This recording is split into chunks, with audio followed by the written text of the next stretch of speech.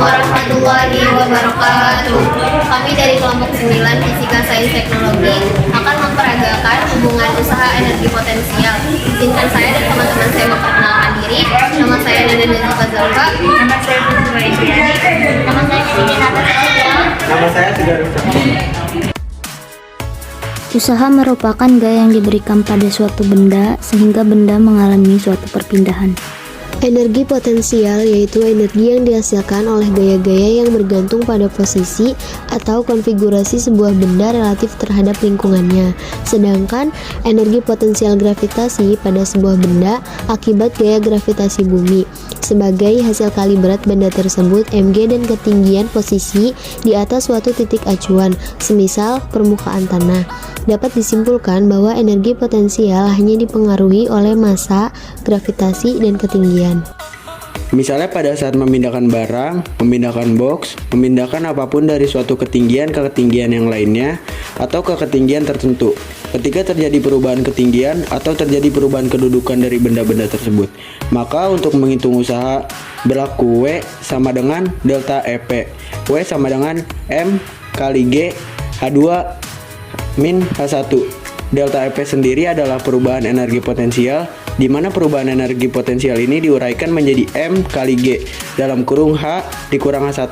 H2-nya adalah tinggi akhir benda, H1-nya ini adalah tinggi awal benda. G-nya gravitasi bumi, untuk M-nya massa, untuk W-nya usaha.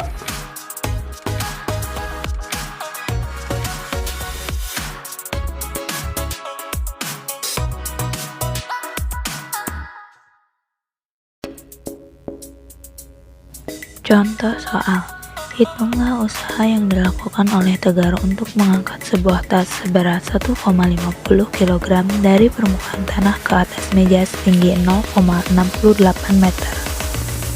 Yang ditanyakan usaha, tapi di sini usahanya bukan usaha W sama dengan F kali S, melainkan usaha delta EP, karena terjadi perubahan ketinggian.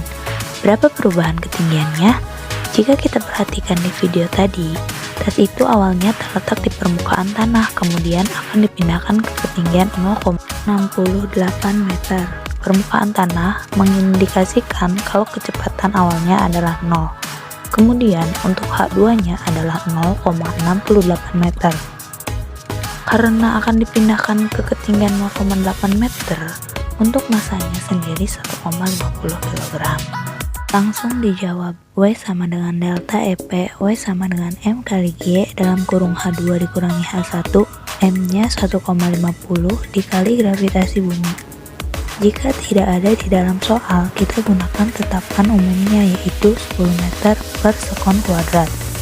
1,50 dikali 10 hasilnya 15, sementara H2-nya dikurangi H1. 0,68 dikurang 0 tetap 0,68. 15 dikali 0,68 hasilnya 10,2 Joule.